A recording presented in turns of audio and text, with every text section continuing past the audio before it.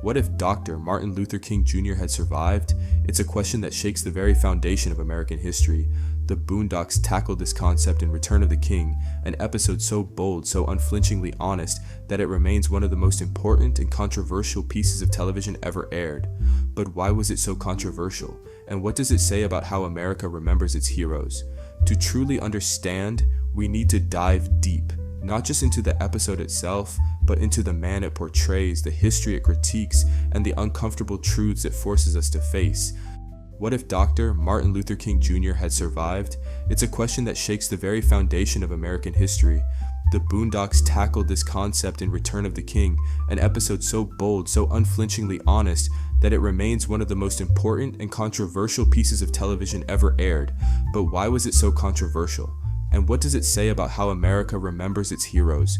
To truly understand, we need to dive deep, not just into the episode itself, but into the man it portrays, the history it critiques, and the uncomfortable truths it forces us to face. Dr. Martin Luther King Jr. is remembered as the face of the civil rights movement. His speeches, his marches, and his commitment to nonviolent protest changed the course of American history. But what many forget is that by the late 1960s, MLK had become a deeply polarizing figure. He wasn't just talking about racial justice anymore, he was condemning poverty, denouncing the Vietnam War, and calling for a radical restructuring of American society. This made him dangerous to those in power. In April 1968, King was assassinated in Memphis, Tennessee. But what if he hadn't died that day? What if instead of being killed, he had fallen into a coma only to wake up more than 3 decades later? That's exactly the premise that the Boondocks explores. There was no national holiday. Then, on October 27, 2000, 32 years after he was shot, Martin Luther King Jr. came back. King amazed the world when on November 2nd, 7 days after awaking from a 30-year coma, he showed up to vote in the 2000 presidential election. He was turned away due to voting irregularities. People took to the streets to celebrate the return of their king. Oh shit, my nigga MLK! Hey, what's up, folks? Hey, that kind of dream shit was off the chain, nigga. Hey, hold up, folks. Let a nigga roll, let a nigga march. Thank you very much. What's up, nigga? He learned that streets named after him weren't the very safest. King inked a 7-figure deal to write his autobiography called Dream Deferred. Columbia Pictures greenlit a $100 million biopic of Dr. King starring Cuba Gooding Jr. Oliver Stone was attached to direct. Spike Lee was pissed. King Mania was at a fever pitch when on August 1st, 2001, Martin Luther King presented Video of the Year with Puffy at the MTV Video Music Awards. I love you, MLK! Well, you know, Puffy, like you, I can't stop. I won't stop. I don't even know how to stop. That's right,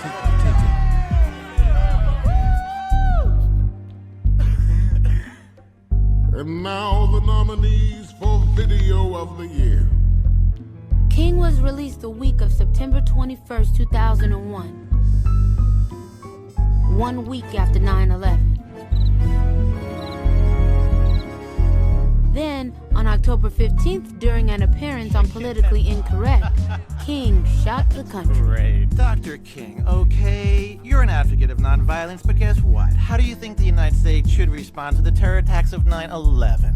Well, as a Christian, we are taught that you should love thy enemy, and if attacked, you should turn the other cheek. What? America was outraged. The president was very concerned by some comments made by some ex-civil rights leaders, and those people in question should watch their goddamn fucking mouths. Of course, an Al-Qaeda lover like Martin Luther King wants us to just roll over and let the terrorists win because he hates America. My suggestion, go take another 30-year nap, commie bastard. In December 2001, CNN named Martin Luther King one of the 10 most unpatriotic Americans. His book was canned, his house was vandalized. King renamed his book Dream Deterred, and it was finally released by a small publisher.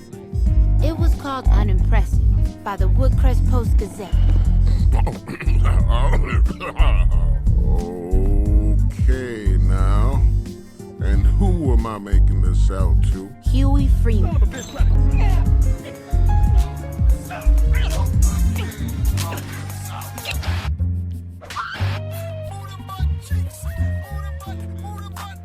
Oh, Lord.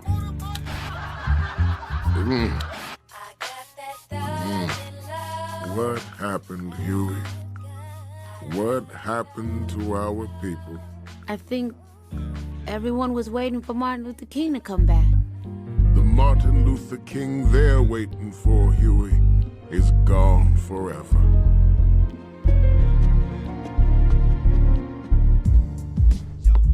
Dr. King, it's time to get up. You got an interview today. I'm not going. I quit. Dr. King! I don't wanna.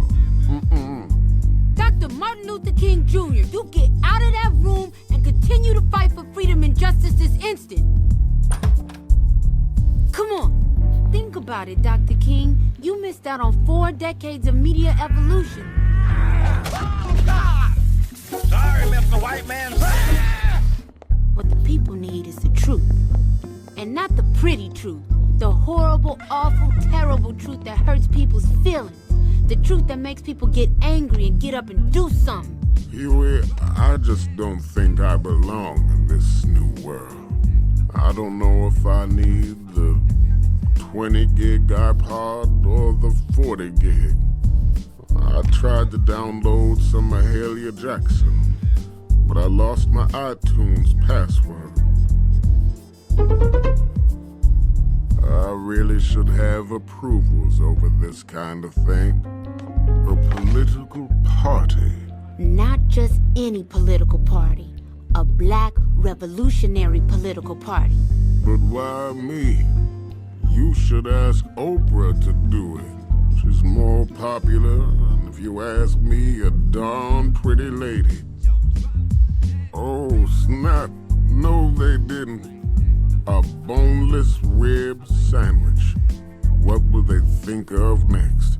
New political party might be considered extremely leftist by some. Do you love America? Sorry? You sure as hell are, buddy. Why can't liberals ever answer that question with a simple yes, huh? If you ask me if I love America, I say yes. Why can't you say yes? Say you love America right now. Say it. The party's basic philosophy is... Say it! Sir, I will not be... Say it or shut up! We'll be back with more fair and balanced coverage. The Boondocks presents an alternate history in which MLK wakes up from a 32-year coma in October 2000. He's missed decades of history: Watergate, Reaganomics, the war on drugs, the rise of hip-hop, the internet, and perhaps most importantly, the supposed fulfillment of his dream. But the world he wakes up to is not what he envisioned.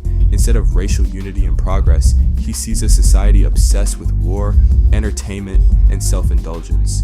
Instead of a thriving, politically engaged black community, he finds one that he believes has become complacent. One of the most brilliant aspects of this episode is how it uses humor to highlight deeper issues. Dr. King, ever the peaceful intellectual, is completely lost in this new world. He can't even use a phone properly. He watches TV expecting to see a continuation of the civil rights movement, only to be bombarded with mindless reality shows and exploitative hip-hop videos. It's funny, but it's also deeply unsettling. McGruder is making a point. The black community has made some progress, but has also fallen into cultural traps, ones that prioritize materialism and entertainment over activism and education. Things take a darker turn when Dr. King is invited to speak and comes off politically incorrect. Still dedicated to nonviolence, he expresses opposition to the war on terror following the 9/11 attacks. This immediately turns him into a national pariah. The media spins his words, branding him as anti-American. He's mocked, dismissed, and shunned. This moment is crucial because it critiques how America treats its heroes. The real Dr. King wasn't just a beloved icon, he was hated by many before his death. The FBI considered him a threat. He was criticized for his anti-war stance. In Return of the King, we see that if he were alive today, he would probably still be hated.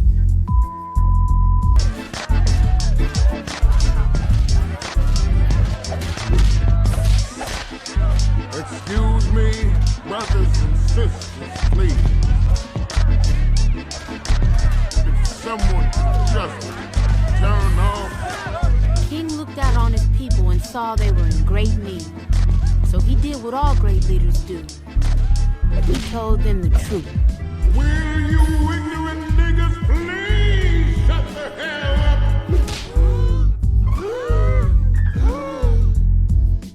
He just said what I think he said. Is this it?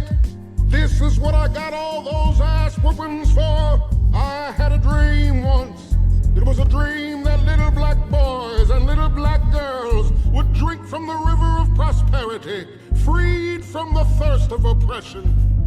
But lo and behold, some 4 decades later, what have I found but a bunch of trifling, shiftless, good-for-nothing niggas? And I know some of you don't want to hear me say that word.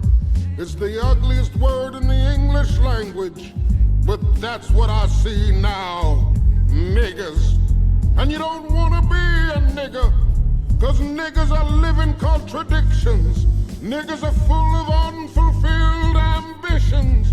Niggas wax and wane. Niggas love to complain. Niggas love to hear themselves talk but hate to explain. Niggas love being another man's judge and jury. Niggas procrastinate until it's time to worry. Niggas love to be late. Niggas hate to hurry. Black entertainment television is the worst thing I've ever seen in my life. Usher, Michael Jackson is not a genre of music. And now I'd like to talk about soul playing. I've seen what's around the corner. I've seen what's over the horizon. And I promise you, you niggas have nothing to celebrate. And no, I won't get there with you. I'm going to Canada. Thank you, Huey. Thank you, Dr. King. Do what you can. That was the last time I saw Dr. King. But the story doesn't end there. King's speech was replayed the entire next day on the cable news channels. Then, something unexpected happened. People got angry. Nobody knows exactly what to attribute to the sharp decline in African-American dropout rates. That is every African-American player in the NBA refusing to play until there is a full troop withdrawal. Billionaire Bob Johnson apologizing to Black America for the network he founded. The White House and Congress are receiving an unprecedented amount of calls from irate African-Americans. And the revolution finally came. The mob is refusing to disrupt. The president is urging everyone to stay calm and obey the curfew. You're horrible! We repeat.